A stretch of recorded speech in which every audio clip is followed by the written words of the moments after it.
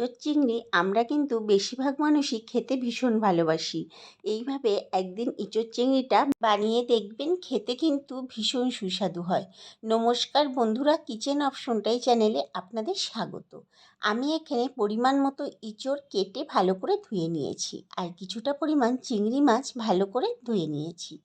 এবার কড়াইতে বেশ খানিকটা জল বসিয়ে দিয়েছি। জলটা উষ্ণ গরম হলে এর মধ্যে 1 চামচ লবণ আর 1 চামচ হলুদ গুঁড়ো দিয়ে দেব। জলটা যখন এরকম ফুটতে শুরু করবে তখন ইঁচড়গুলোকে আমি জলের মধ্যে দিয়ে দেব। ইঁচড়গুলোকে আমি 70% মতো সিদ্ধ করে নেব। পুরো সিদ্ধ করলে কিন্তু কষার সময় পুরো গলে যাবে।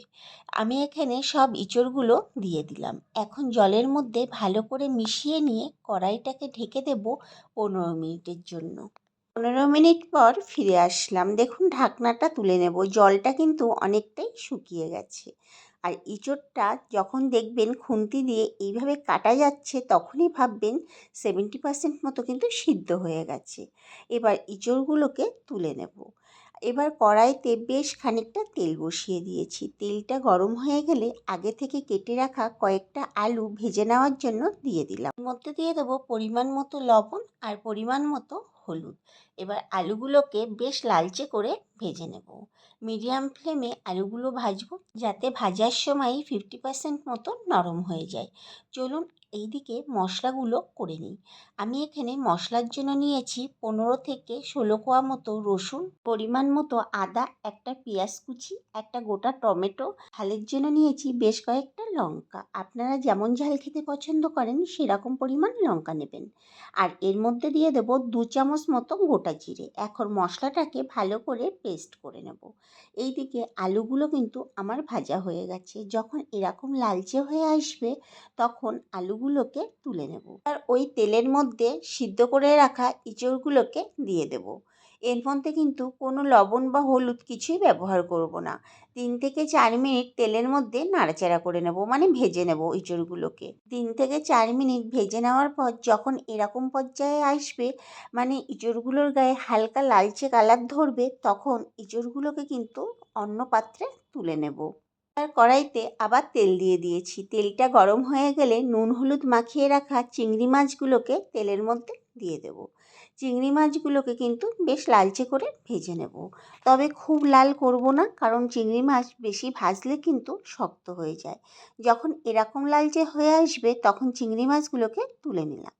তেলের মধ্যে দিয়ে দিলাম গোটা গরম মশলা, জিরে, শুকনো লঙ্কা ফোড়ন। ফোড়নটাকে কয়েক সেকেন্ড ভেজে নেব। দিয়ে দেব মাঝারি সাইজের 2টো পেঁয়াজ কুচি। দিয়ে দিলাম পরিমাণ মতো লবণ এবং পরিমাণ মতো হলুদ। পেঁয়াজটাকে এবার তেলের মধ্যে বেশ ভালো করে নাড়াচাড়া করে নেব।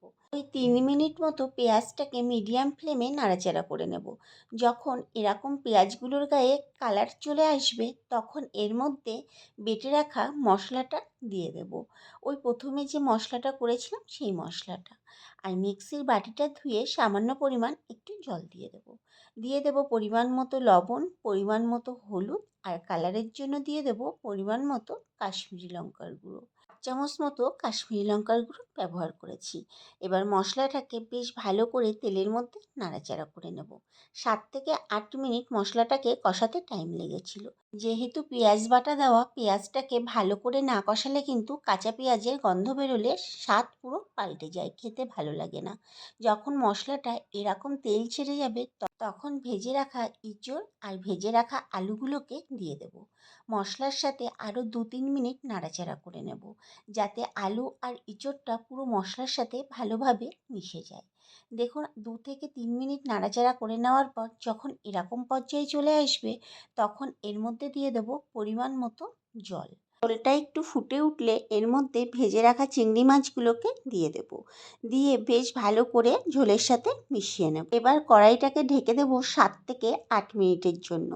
7 থেকে 8 মিনিট পর ফিরে আসলাম।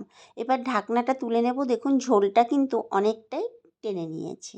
আর আলু তো ভাজার সময় 50% মতো সিদ্ধ হয়ে গেছিলো, এখন কিন্তু পুরোপুরি সিদ্ধ হয়ে গেছে। এবার এর মধ্যে দিয়ে দেবো স্বাদ মতো একটু মিষ্টি। আপনারা যেমন মিষ্টি খেতে পছন্দ করেন তেমন পরিমাণে কিন্তু চিনিটা ব্যবহার করবেন। এবার একটু ভালো করে নেড়ে নেব আর নামানোর আগে দিয়ে দেবো 1/2 চামচ পরিমাণ ঘি।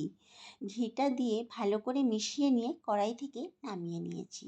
তৈরি হয়ে গেল দুর্দান্ত স্বাদের ইঁচড় চিংড়ির রেসিপি। এইভাবে একদিন হলেও বাড়িতে তৈরি করে দেখবেন, খেতে কিন্তু ভীষণ ভালো লাগে। আর দেখুন একটা ইঁচড়ও কিন্তু ভেঙে যায়। ভিডিওটি ভালো লাগলে আমার চ্যানেলটিকে সাবস্ক্রাইব আর ফেসবুক পেজ থেকে যদি দেখে থাকেন পেজটিকে ফলো করে দেওয়ার অনুরোধ রইল। দেখা হচ্ছে নতুন একটি ভিডিওতে।